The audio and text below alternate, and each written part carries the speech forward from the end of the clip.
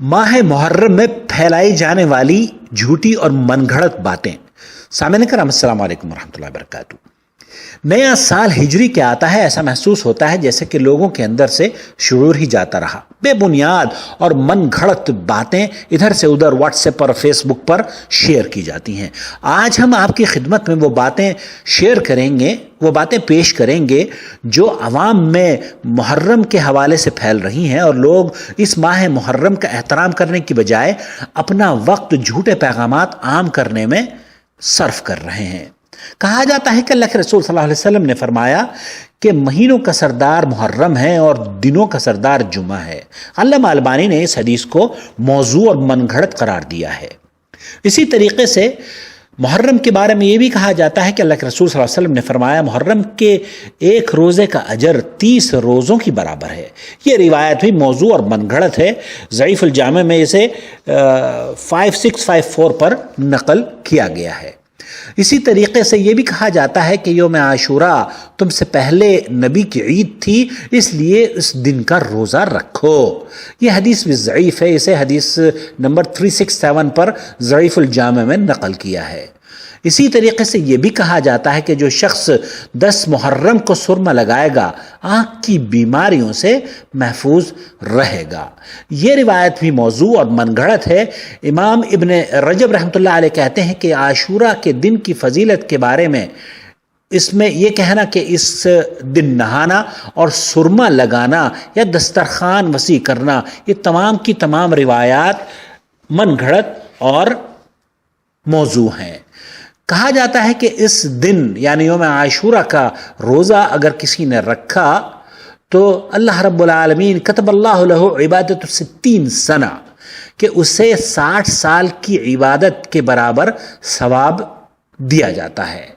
گویا روزے اور قیام اللیل کے ساتھ 1 سال کا جیسے کہ اس نے روزہ اور قیام اللیل کیا ہو، اس طرح کے 60 سال کی عبادت اس کو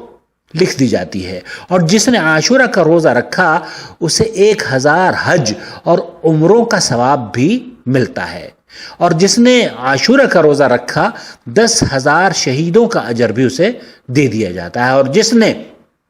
عاشوراء کے دن روزہ کھلوایا گویا اس نے پوری امت محمد مصطفیٰ صلی اللہ علیہ وسلم کا روزہ افطار کرایا، اور اگر کسی نے ایک بھوکے کو کھانا کھلایا گویا اس نے پوری امت کے فقراء کا پیٹ بھر دیا، اور کسی نے یتیم کے سر پر ہاتھ پھیرا تو گویا اس کے سر کے بالوں کے برابر اسے بدلہ دیا جائے گا، اس کے اجر ملے گا، اور جنت میں اس کے درجات کو بلند کر دیا جائے گا۔ اور حضرت عمر نے کہا کہ اللہ کے رسول صلی اللہ علیہ وسلم اللہ تعالیٰ نے ہمیں یوم عاشوراء دے کر بڑی فضیلت عطا فرما دی ہے، تو اللہ کے رسول صلی اللہ علیہ وسلم نے فرمایا نعم، ہاں اے عمر، کیونکہ 7 آسمانوں کو اللہ تعالیٰ نے اسی دن پیدا کیا، لوح محفوظ کو بھی اسی طرح، اور جبریل کو بھی اسی طرح، اور اسی دن فرشتوں کو بھی اللہ رب العالمین نے بنایا، اور قلم کو بھی اسی دن بنایا، اور اسی دن آدم علیہ السلام کو بھی بنایا، اور اسی دن ابراہیم علیہ السلام کو پیدا کیا، اور اسی دن ابراہیم کو آگ سے بچایا، اور اسی دن فرعون غرق ہوا، اور اسی روز یوم عاشوراء کو ادریس کو اٹھایا، اور اسی دن اللہ عز و جل عرش پر مستوی ہوا، اور اسی دن قیامت بھی واقع ہوگی۔ امام ابن جوزی رحمۃ اللہ علیہ نے اسے موضوعات میں نقل کیا ہے اور کہا ہے کہ یہ بلا شک جھوٹی اور من گھڑت روایت ہے۔ کہا جاتا ہے کہ اللہ تعالیٰ نے بنی اسرائیل پر یوم عاشوراء کے روزے کو فرض کیا تھا، تو اس دن کا روزہ رکھو اور اپنے اہل و عیال پر وسعت کر دو، کیونکہ اللہ کے رسول صلی اللہ علیہ وسلم نے فرمایا کہ اسی دن آدم علیہ السلام کی توبہ قبول ہوئی تھی، ابراہیم کو آگ سے نجات ملی تھی، نوح علیہ السلام ان کو سفینے سے نکالا تھا، اور موسیٰ علیہ السلام پر تورات بھی اسی دن نازل ہوئی تھی، یعقوب علیہ السلام کو بصیرت، ان کی نظر بھی اسی دن لوٹائی گئی تھی، یونس علیہ السلام کو مچھلی کے پیٹ سے اسی روز نکالا گیا تھا۔ حضرات، یہ جو حدیث آپ نے سنی ہیں اور جو اس سے پہلے احادیث آپ نے سنی ہیں، یہ بڑی بڑی حدیثیں ہیں، طویل اور جھوٹی حدیثیں گھڑ گھڑ کر یہ عام کی جا رہی ہیں۔ امام ابن جوزی رحمۃ اللہ علیہ نے اسے بھی موضوعات میں نقل کیا ہے، ترتیب الموضوعات لابن الجوزی میں۔ اور یہ بھی کہا جاتا ہے کہ اللہ کے رسول صلی اللہ علیہ وسلم نے فرمایا کہ جو عاشورہ کے دن غسل کرتا ہے وہ اس سال بیمار نہیں ہوگا، اور جو سرما لگائے گا اندھا نہیں ہوگا، اور آنکھ کی بیماریوں سے بھی وہ محفوظ رہے گا۔ یہ بھی جھوٹی اور من گھڑت روایت ہے۔ اسی طریقے سے یہ بھی کہا جاتا ہے کہ جس نے عاشورہ کی رات کو جاگ کر عبادت کی گویا اس نے اہل سماوات آسمان والوں کی طرح اللہ کی عبادت کی، اور جس نے 4 رکعت نماز پڑھی اور ہر رکعت میں الحمد کے بعد 50 بار قل هو اللہ پڑھی تو اس کے 50 سال کے ماضی کے گناہ بخش دیے جائیں گے اور 50 سال کے مستقبل کے۔ حضرات یہ بھی امام جوزی رحمۃ اللہ علیہ نے الموضوعات میں نقل کی ہے اور اس کو بھی موضوع قرار دیا ہے، اور یہ بھی صحیح نہیں ہے۔ اور جو یوم عاشورہ کو روتا ہے، یہ بھی کہا جاتا ہے کہ اللہ کے رسول صلی اللہ علیہ وسلم نے فرمایا کہ جو یوم عاشورہ کو روتا ہے قیامت کے دن اسے نور عطا کیا جائے گا۔ حضرت یہ بھی موضوع اور من گھڑت روایت ہے۔ یہاں ہم آپ کی خدمت میں اللہ کے رسول صلی اللہ علیہ وسلم کی حدیث جسے امام بخاری نے نقل کیا ہے، کہتے ہیں اللہ کے رسول صلی اللہ علیہ وسلم نے فرمایا من کذب علی متعمدا فلیتبوأ مقعدہ من النار، جس نے